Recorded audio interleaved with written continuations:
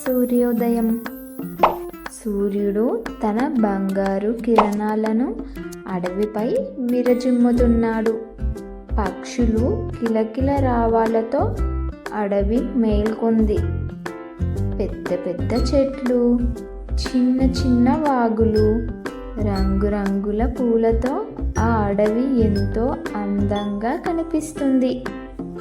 అక్కడ జింకలు గడ్డి మేస్తుంటే కుందేళ్ళు పరుగులు తీస్తున్నాయి. మరియు కోతులు చెట్లు కొమ్మలపై దూసుకు వెళ్తున్నాయి.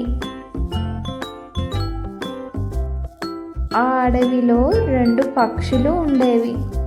ఒకటి అందంగా ఉండే చిలుక చిట్టి, మరొకటి నల్లని రెక్కలతో సాధారణంగా కనిపించే కారి. చిట్టి అందరికీ ఇష్టమైనది, ఎందుకంటే అది తీయగా మాట్లాడేది, అందంగా కనిపించేది. కానీ కర్రీని చాలామంది పెద్దగా పట్టించుకునే వాళ్ళు కాదు. కాకి కదా, కానీ కొందరు చిన్న చూపు చూసేవారు. అయినా కర్రీ ఎప్పుడూ బాధపడలేదు. మన విలువ మన మనసులో ఉంటుంది అని నమ్మేది. ఒకరోజు చిట్టి చెట్టు కొమ్మలపై కూర్చుని తన రెక్కలను సరిచేసుకుంటూ పాట పాడుతుంది. అప్పుడు కుందేలు వచ్చి, కుందేలు, చిట్టి, నీ రెక్కలు ఎంత అందంగా ఉన్నాయి. చిట్టి గర్వంగా, అది నాకు తెలుసు, ఈ అడవిలో నాకంటే అందమైన పక్షి లేదు. అదే సమయంలో కర్రీ అక్కడికి వచ్చింది. కర్రీ, అందం మంచిదే చిట్టి, కానీ అది ఎప్పుడూ మనల్ని గెలిపించదు.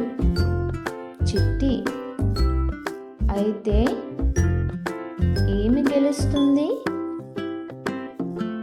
కర్రీ, తెలివి, మంచి మనసు, అవసరమైనప్పుడు ఇతరులకు చేసే సహాయం. చిట్టి నవ్వేసింది. చిట్టి, నువ్వు నల్లగా ఉన్నావు కాబట్టి అలా చెబుతున్నావు. కర్రీ ఏమీ అనకుండా అక్కడి నుంచి వెళ్ళిపోయింది. మధ్యాహ్నం కొన్ని కోతి మందు చెట్లు మీద మామిడి పండ్లు కోస్తూ ఉండగా ఒకసారిగా కొమ్మ విరిగిపోయింది. అయ్యో అంటూ కింద ఉన్న లోతైన గుంతలో పడిపోయింది. మధు,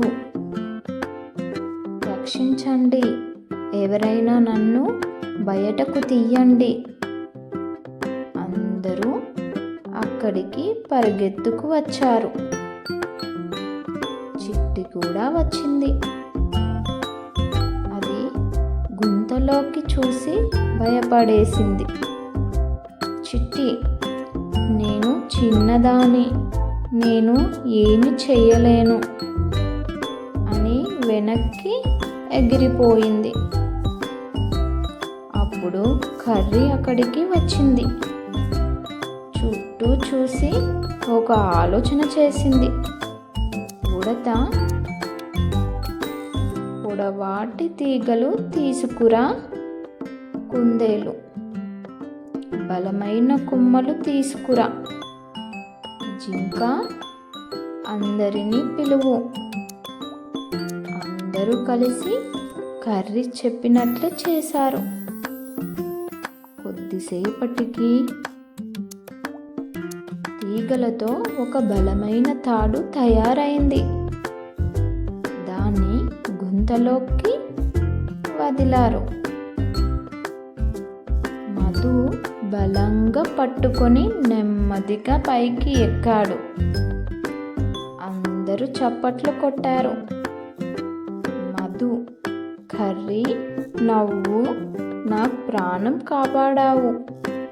చిట్టి మౌనంగా చూస్తూ నిలబడింది.